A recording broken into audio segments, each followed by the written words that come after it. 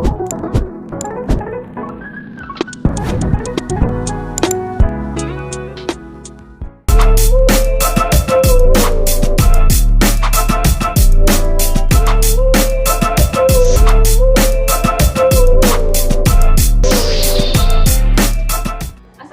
warahmatullahi wabarakatuh. Selamat datang di podcast Visi Pendidikan. Podcast yang membahas berbagai tantangan dalam dunia pendidikan. Hari ini kita akan menyelami sebuah topik yang sangat relevan, yaitu tentang kurikulum berbasis proyek dan keterampilan praktis. Bagaimana kurikulum ini mempersiapkan siswa untuk menghadapi dunia nyata dan terus berubah. Di sini akan ditemani oleh dua pakar yang sangat luar biasa. Yang pertama ada Ibu Widya. Hai. Selamat datang Ibu Widya. Yang kedua ada Ibu Dayah. Selamat datang Ibu. Terima kasih. Senang bisa bertemu dengan dua pakar yang sangat luar biasa ini. Baiklah, hari ini kita akan membahas tentang kurikulum berbasis proyek dan keterampilan praktis. Bagaimana kurikulum itu mempersiapkan siswa untuk masuk ke dalam dunia nyata ataupun dunia kerja nanti ke depannya. Hari ini kita akan membahas itu dan juga saja masuk ke pertanyaan yang pertama, yaitu kepada Ibu Widya.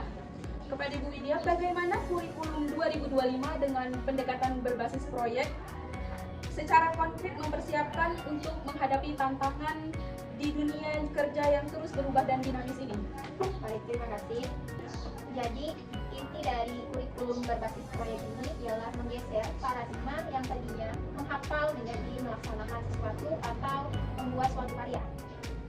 Di mana di dunia kerja saat ini, aspek teoritis tidak lagi menjadi unggul. Artinya, lulusan yang diharapkan adalah lulusan yang bisa menghasilkan suatu karya, di mana yang bisa memecahkan masalah sendiri, berpikir kritis, bisa berkolaborasi dan bisa beradaptasi dengan lingkungan kerja. Seperti yang kita ketahui juga, di mana pembelajaran berbasis proyek ini sudah diajarkan dari sejak dini, artinya dari sekolah dasar, di mana diharapkan bahwa nanti setelah lulus siswa itu atau di saat di dunia kerja, siswa kita tidak lagi kaku atau terkejut dengan dunia pekerjaan, karena sudah dari sejak dini dia sudah membentuk tim atau sudah bekerja secara kelompok, sudah bisa menyelesaikan masalah sendiri, sudah bisa juga dalam membuat suatu karya dengan tenggat waktu tertentu. Jadi kita bisa membekali siswa kita rasa tanggung jawab yang tinggi. Ya, terima kasih. Terima kasih kepada Ibu Widya atas jawaban yang telah diberikan. Jadi lebih ke pengalaman langsung ya. Iya, benar. Kepada Ibu Dayah sebagai praktisi, mungkin bisa memberikan gambaran lebih konkret apa saja contoh-contoh yang nyata untuk diimplementasikan dalam kurikulum 2025 agar siswa itu benar-benar dapat memecahkan masalahnya. Baik, tentu saja banyak, tentunya tergantung pada bidang dan tingkatnya. Nah, untuk tingkat SD, di sini mereka masih pada proses pengenalan konsep dasar pemecahan masalah dan kolaborasi. Nah, ini harus disesuaikan juga dengan aktivitas yang relevan dengan kehidupan mereka. Misalnya nih, permasalahan anak SD sekarang tuh banyak yang tidak tahu dari mana asal makanan mereka, atau bagaimana cara menanam sayur, bagaimana mereka mendapatkan makanan. Nah, di sini kita bisa mengarahkan untuk membuat proyek kebunku yang sehat. Nah, di sini jadi secara berkelompok anak-anak ini akan merancang, membuat dan merawat kebun kecil ini di lingkungan sekolah tersebut. Jadi anak-anak dapat mengetahui jenis tanah, hama, kebutuhan airnya hingga hasil panennya. Kemudian untuk tingkat SMP-nya, ini pemikirannya butuh yang kompleks. Mereka bisa membuat proyek sosial bersama komunitas yang ada di lingkungan sekitar. Misalnya dengan pembuatan pendaur ulangan sampah dan kampanye akan pentingnya lingkungan di tingkat SMA. Ini membutuhkan pemikiran yang lebih kompleks dan mendalam lagi. Nah, di sini misalnya membuat aplikasi mobile untuk UMKM lokal, kemudian membuat prototipe produk inovatif untuk memecahkan masalah-masalah tertentu, dan juga membangun atau merintis usaha-usaha. Nah, yang paling penting dari semua proyek-proyek itu adalah harus relevan dengan kehidupan nyata yang ada. Kemudian harus jelas tujuannya dan juga harus adanya kolaborasi antar stakeholder. Misalnya seperti tadi kan ada aplikasi mobile. Nah, di situ jangan hanya kita gunakan atau jangan hanya melibatkan siswa IT saja, tetapi juga melibatkan siswa desain, kemudian penulis konten, dan juga siswa ekonomi sebagai aspek pemasaran gitu. Itu contoh-contoh yang sangat inspiratif sekali ya. Bicara tentang inovasi dan bisnis, Ibu Dayah mengingat penekanan pada pendidikan berbasis kewirausahaan dan inovasi. Bagaimana sekolah atau institusi pendidik dapat memfasilitasi lingkungan yang mendukung tumbuhnya jiwa wirausaha pada siswa? Baik, ini krusial. Jadi lingkungan adalah ekosistem. Yang pertama, sekolah harus menyediakan ruang inkubasi atau lab inovasi, yang mana di sini siswa dapat bereksperimen tanpa takut salah. Nah, yang kedua adalah menyediakan mentor atau memberikan mentor dari pengusaha atau industri yang sudah sukses, yang mana ini bisa menjadi pengajar kamu, kemudian bisa memberikan bimbingan kepada siswa, dan juga dapat menjadi juri ketika adanya pameran proyek di sekolah tersebut. Dan yang ketiga adalah membangun atau menciptakan mindset kewirausahaan, yang mana di sini bukan hanya untuk mata pelajaran ekonomi saja, tetapi semua mata pelajaran. Nah, dan juga guru juga harus menerapkan atau mengintegrasikan nilai-nilai kreativitas, inovatif, kemudian pemecahan masalah, dan untuk pengambilan risiko.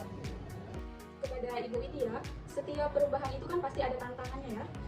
Jadi apa tantangan terbesar yang dihadapi dalam penerapan kurikulum berbasis proyek dan keterampilan praktis ini, baik dari sisi siswa, guru, maupun fasilitas sekolah, dan bagaimana solusinya? Baik.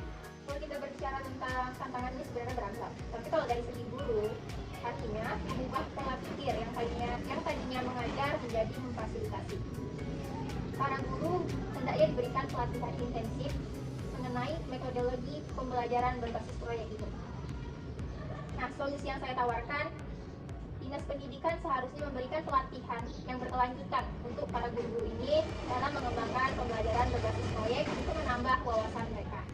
Nah, yang kedua itu ada dari segi siswanya. Ini adalah tantangan yang paling umum, di mana sebelum pembelajaran berbasis proyek, siswa ini masih terlihat sangat pasif, artinya enggan dalam ikut dalam proses pembelajaran. Diharapkan dengan adanya pembelajaran berbasis proyek ini, siswa tersebut bisa menjadi lebih aktif, baik itu secara antar kelompoknya dan bisa bertanggung jawab dengan kelompoknya juga. Nah, yang ketiga ada fasilitas sekolahnya. Untuk melaksanakan pembelajaran berbasis proyek ini, kita melakukan fasilitas yang memadai, seperti adanya akses internet, ruang laboratorium untuk melaksanakan proyek tersebut. Solusi yang saya tawarkan yaitu baik dari pemerintah daerah maupun pusat, dari pihak swasta maupun industri, harus lebih prihatin lagi terhadap pendidikan di Indonesia ini. Solusi-solusi yang sangat komprehensif ya. Terakhir kepada Ibu Widya dan Ibu Dayah, bagaimana peran industri dan dunia usaha dapat lebih diintegrasikan ke dalam kurikulum 2025 ini untuk memberikan pengalaman nyata dan relevan bagi siswa? Bagaimana tanggapan Ibu Widya? Baiklah, integrasi dalam industri itu sangat penting, bahkan bisa dikatakan sebagai kunci keberhasilan. Industri bisa memberikan masalah nyata yang harus diselesaikan siswa melalui proyek.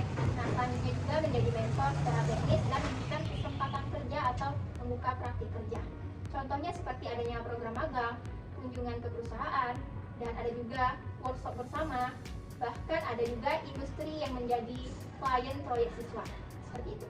Baik, terima kasih. Bagaimana dengan tanggapan Ibu Dayah? Saya sangat setuju dengan jawaban Ibu Widya, di mana kami juga sudah menerapkan program industri masuk sekolah, yang mana di sini kami bekerja sama dengan industri atau pengusaha sukses, yang mana mereka akan mengirimkan perwakilan untuk menjadi pengajar tamu, berbagi studi kasus, dan juga menjadi juri pada saat pameran proyek siswa.